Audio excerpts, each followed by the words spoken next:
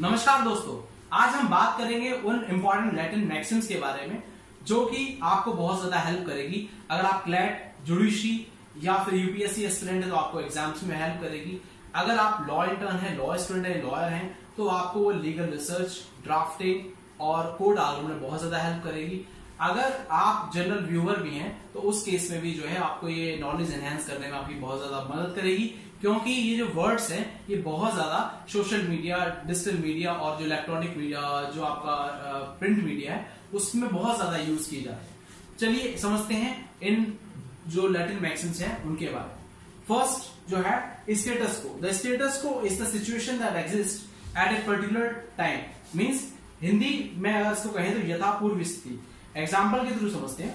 ए ने कोर्ट में बी के खिलाफ केस डाला कि बी ए की प्रॉपर्टी को नहीं बेचेगा। ये रिलीफ ए ने अपने केस या प्लिंट में इंटरिम एप्लीकेशन या फिर ऑर्डर 39 रूल 1 एंड 2 सीबीसी में मांगा। कोर्ट ने इंटरिम रिलीफ ग्रांट करते हुए स्टेटस को मेंटेन करने का ऑर्डर कर दिया।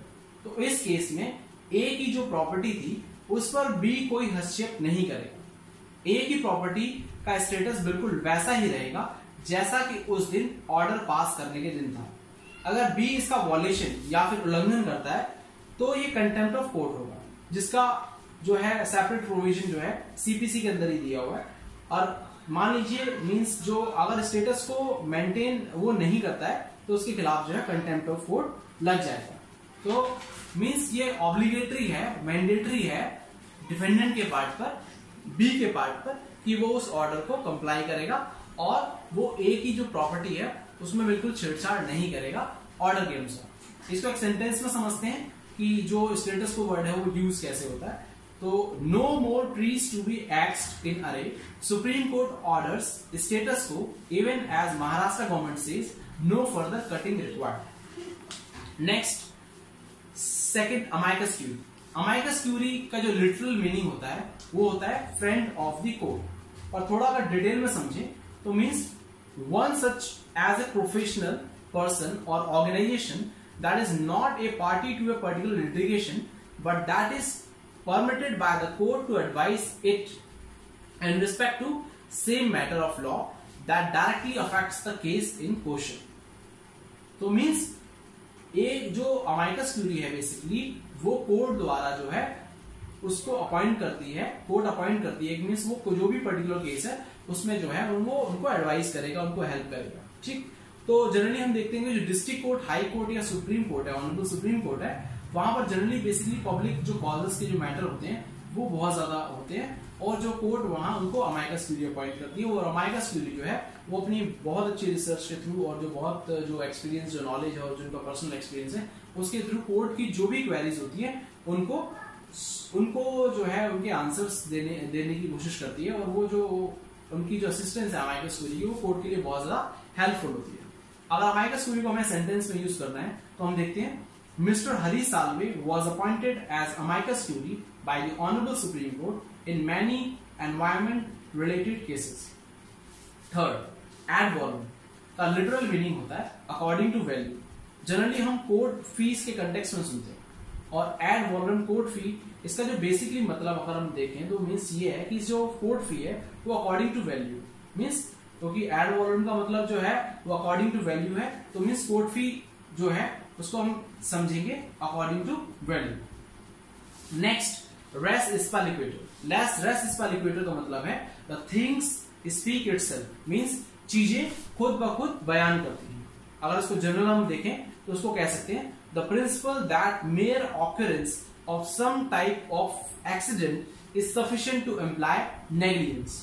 जैसा कि एग्जाम्पल के थ्रू समझते हैं, आजकल हम अपने आजकल जो ये बच्चा है ठीक, इसकी जो बहुत ज्यादा वीडियो जो है वो वायरल हो रही है और पहली इमेज से आपको लगेगा कि जो भी इसके साथ कर रहा है वो बहुत ज्यादा गलत कर रहा है।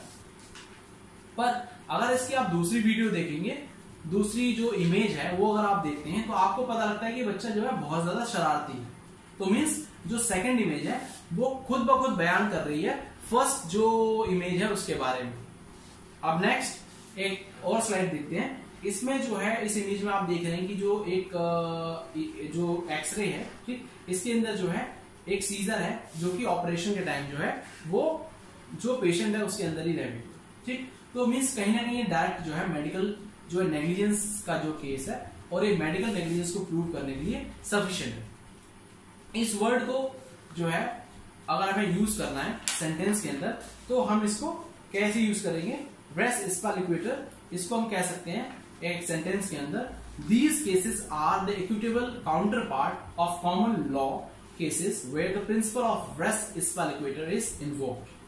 अब लास्ट देखते हैं दोस्तों, nemo dat quod habat, fifth, nemo dat quod habat means no one gives what he does not have, या फिर one who has no title cannot confer a title, means एक व्यक्ति वो नहीं दे सकता जो उसके पास नहीं है, या फिर आप किसी को वो चीज या वो मालिकाना हक नहीं दे सकते जिसके मालिक आप खुद नहीं।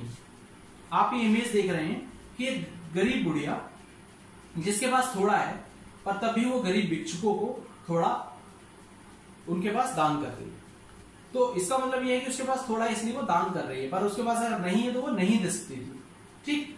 तो इसी तरह से अगर हम इसको लीगल कंटेक्स्ट में देखें तो एक लीगल एग्जांपल के थ्रू देखते हैं कि मींस मान लीजिए ए ने एक्स प्रॉपर्टी जो है उसको बी को बेच दिया और बी ने वो एक्स प्रॉपर्टी को ए से परचेज कर लिया, पर जो एक्स जो प्रॉपर्टी है उसका एक्चुअल में जो मालिक है वो जेड है, ठीक। तो क्या जो ए ने जो प्रॉपर्टी बी को बेची है तो ए क्या अपने आप में एक लॉफुल जो है वो सेलर है और जो बी है वो एक्चुअल में क्या अपने आप में एक लॉफुल बायर है?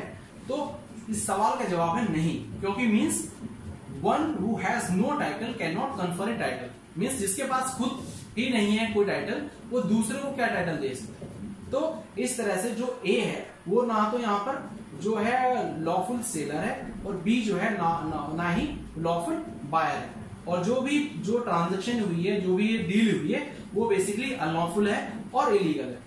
तो दोस्तों ये था नेमो डैट क्वेड नॉन हैबैट। तो ये समझिए हमने लीगल मैक्सिम्स जो हैं जो बहुत ही इंपॉर्टेंट लीगल मैक्सिम्स हैं और जो कि कोर्ट की लाइफ में डे टू डे जो है वो यूज की जाती हैं और जो हर लॉ इंटर्न, लॉ स्टूडेंट और जो लॉयर है उनको इन लीगल मैक्सिम्स का पता होना चाहिए। इसी तरह के लीगल मैक्सिम्स हम अगली वीडियो में लेकर आएंगे। तब तक के लिए जय हिंद, जय Bharat, and stay safe and stay head.